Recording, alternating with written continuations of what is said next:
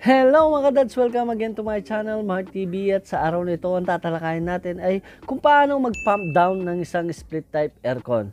So sa video ito ay gagawin natin step by step. So ano ba yung mga kailangan gamitin or mga kailangan gamit at ano ba ang dapat gawin bago mo i-pump down ng isang aircon. So sa video ito mga dads, tatalakayin natin yan. At syempre mga dads, kung bago ka lamang sa akin channel ay huwag mong kalimutan mag-subscribe at click ang notification bell para updated ka sa ating mga bagong videos. So, tara na mga dads.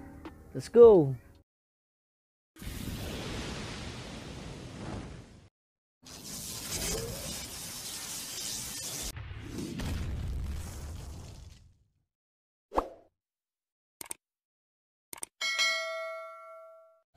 Hello mga dads, welcome again to my channel, Mark TV. At ito nga po, matagal-tagal tayo walang ginawang video kasi halos linis lahat.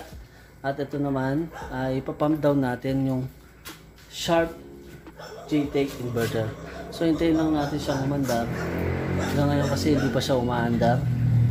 Halos kakabukas ko lang. Ngayon, ang gagawin natin sa bidyong to, ituturo natin paano mag-pump down. So, tara mga dads, let's go! At ayan na nga yung nangyari. Nung binuksan natin siya, nagkaroon siya ng error. So hindi natin makikita yung error niya. Ngayon, hindi natin siya gagalawin. Binuksan lang natin siya. Siyempre, i-report muna natin kay ma'am. Kasi wala siya. Binabantayan niya yung anak niya ngayon. Ayan po. So, let's go. Ngayon, pinandar natin sa uli. Ngayon, may problema si aircon. Ayan. Narinig nyo mga guys. Maandar si compressor. Si fan lang hindi siya umaandar. Ayan. So, may problema yung aircon natin. So, siyempre hindi natin siya gagalawin. Ayan. Kaya maganda mga dads kapag may mga ginagawa kayo, i-check nyo muna yung aircon bago nyo siya galawin. So, report muna natin mga dads. Let's go! Few moments later. Ayun na nga mga dads at napagdesisyonan at sinabi ko kay ma'am yung naging problema. So, yung aircon pala ni ma'am na-stuck ng matagal. Ayan, kaya nagkaroon ng ganyang problema, namatay siya.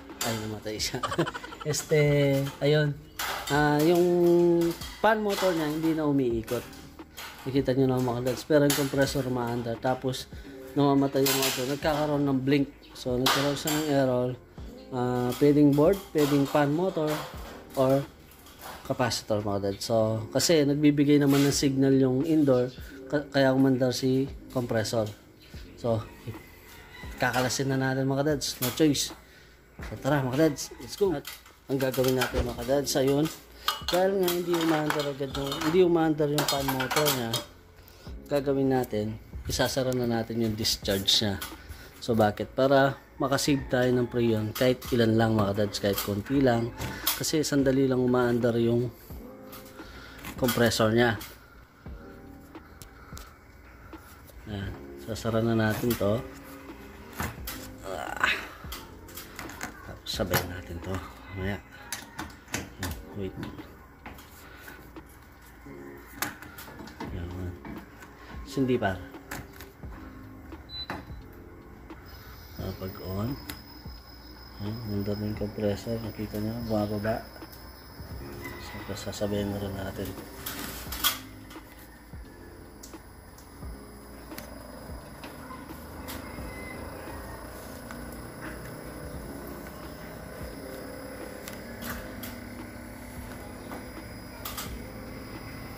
Bagutan may kitalalam na.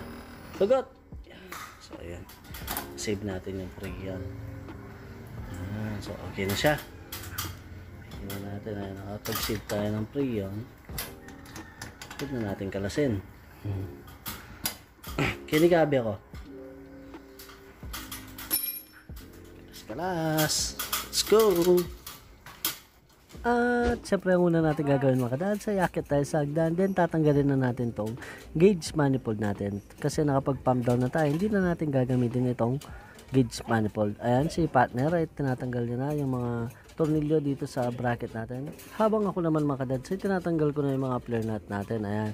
So para mabunot na natin to, kailangan mo gumamit ng adjustable wrench. At pagkatapos nga natin matanggal yung mga pipe niya at makover yung mga service valve, ilalagay na natin tong cover na to. Ayan. Para safe tayo at wala tayong makalimutan mga kadads sa to. So nandito pala yung Philip ko, hinahanap ko pa kanina. Then bubuksan na natin itong sa mga communication line para matanggal na natin mga kadads. Ayan. So pagkatanggal niyan, bubunutin mo lang sila isa-isa. So kahit hindi mo na sila tandaan kasi disbundle lang naman. Pero kung papa-install ni ma'am, maganda na lagyan mo na ng tanda yung mga wire para hindi ka na malilito or hindi ka na mag-trace sa susunod mga kadads. Ayan, so ayusin ko lang yung pipe niya. Medyo ililiis ko lang. Ito may napansin ako mga kadads. Ay mga kadads, meron din ako napansin. Kanina ko pa nakita ko. Pansinin nyo yung copper tube niya. Ayan, napakaiksi lang. Then, tingnan nyo. Ayan.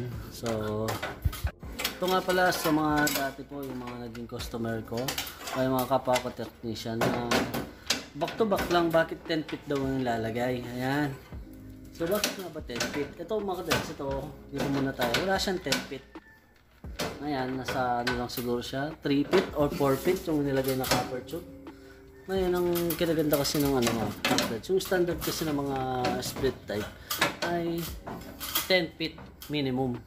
And bakit 10 feet? Kasi yung cycle nila kumbaga sa ano, nakakwenta na yan sa mga engineer na gumawa ng aircon para yung cycle o yung ikot ng refrigerant natin ay sakto or parang relax lang ba kasi pag short medyo mahirapan. Siguro magbawas ka ng preyon.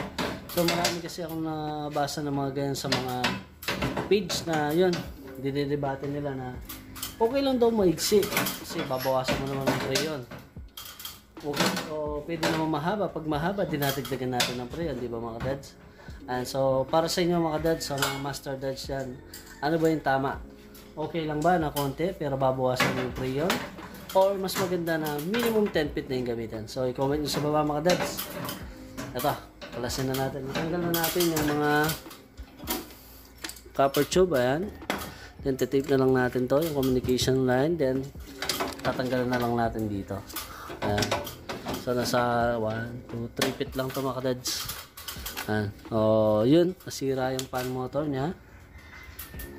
Pero, di na natin kasi nakita yung PSI niya, nung running PSI niya. Kasi nga, hindi po umandar yung fan motor natin. Kaya, pump down tayo agad. Ayan. Sinara ko agad yung discharge niya.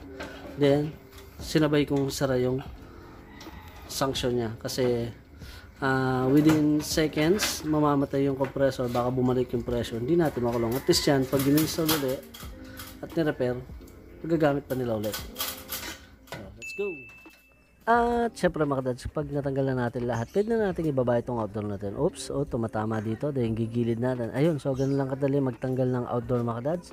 At pagkatapos ng mga kadads, tatanggalin na natin tong copper tube nya para mahila na natin ng diretso doon sa loob kasama yung indoor. Kasi pag hindi pa natin tinanggal to, masyado na mahaba. Ayun, so napakaigsi nga lang mga kadads.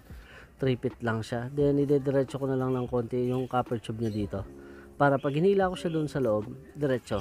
So, ayun mga kadads. At after nun mga kadads, tatanggal na natin yung mga electrical nila. So, pinapatanggal kasi sa atin yung mga tatlong breaker. Ayun, tatanggalin natin yung mga breaker. Ayan. Napatanggal kasi lahat yan. Yan. Dahil tinakpan na natin yan. Baka pasukan ng yan ito. Tatanggalin din natin. Let's go. At ito na nga mga kadads, at tatanggalin na natin yung mga breaker natin. So may mga power pala itong mga breaker natin. Kasi hindi natin mapatay doon sa loob. At yung pinaka-access lang natin yung sa sala niya. At ito na nga mga kadads, ang una kong tinatanggal dito yung line side niya. Kasi para pagtanggal mo ng line side, pag tape mo, safe ka na sa gagalawan mong tatanggalin. Wala na silang ibang live. Alike kapag nauna ka sa load, o either na pwede mo naman patayin yung breaker, pero mas safe pa rin kung unahin mo na yung pinaka supply niya, ang pinaka power niya, para wala na talagang power yung lahat mga kadads. Tatanggalin natin din yan. Ayan, power. Kuha siya ng power dyan. So ibig sabihin yung power nasa baba. Let's go. At ito na nga mga dads, at umpisa na natin yung pagtatanggal ng breaker natin. Siyempre unahin natin tanggalin itong pinaka power supply niya, yung line side niya mga dads, para safe na tayo sa paggalaw sa iba. Then pagkatanggal, putol, then ititape lang natin. So paulit-ulit lang tayo mga dads, ganun lang. At siyempre kung bago ka lamang sa akin channel, ay huwag mong kalimutan mag-subscribe at click ang notification bell para updated ka sa ating mga bagong videos. At kung nagugustuhan nyo itong video nito, so please don't forget to like our videos, ay napakalaking tulong na ito sa ating channel. So tara mga dads, let's go. At ito na nga mga dads, sinitape na natin sila. So kahit wala na silang power mga dads, sinitape pa rin natin sila para safety mga dads. At kung napansin nyo mga dads, kahit na walang power, ay hindi ko po sila hinahawakan. At nagiging safe pa rin natin. Kasi hindi natin masabi mga dads, baka may ibang wire or may ibang power na dumaan doon. So pwede tayo makuryente. So safety first mga dads kung kaya naman. Or mas maganda kung maaari mga dads, kung pwedeng ipatay yung mga breaker, ay ipatay nyo na mga dads. So ayan mga dads, nakapako siya. Ang hirap. So tara mga dads, let's go. Kala-kala niya. Breaker, tatlo. At ito na nga mga dads, at umpisa na natin, patanggalin na natin itong indoor. Kapag mga ganyan mga dads, hilahin mo siya sa baba, then iaangat mo siya. Wait, tanggalin ko lang yung saksakan dito, yung wire niya, medyo sumabit. Then iaangat mo siya, ayun, so hihilahin mo na lang siya. Dahil diniretso na natin yung wire doon or yung mga copper tube doon sa likod, mabilis mo na lang siya bunutin, diretso na lang mga dads. So tara mga dads, success, let's go. At siyempre pagkatapos nun, ay tatanggalin natin yung mga tornilyo nitong bracket plate natin ng indoor. Ayan. So may mga 5 tornilyo lang yan. Pagkatapos nun, pwede mo na siya tanggalin. Alright, mga dads, successful.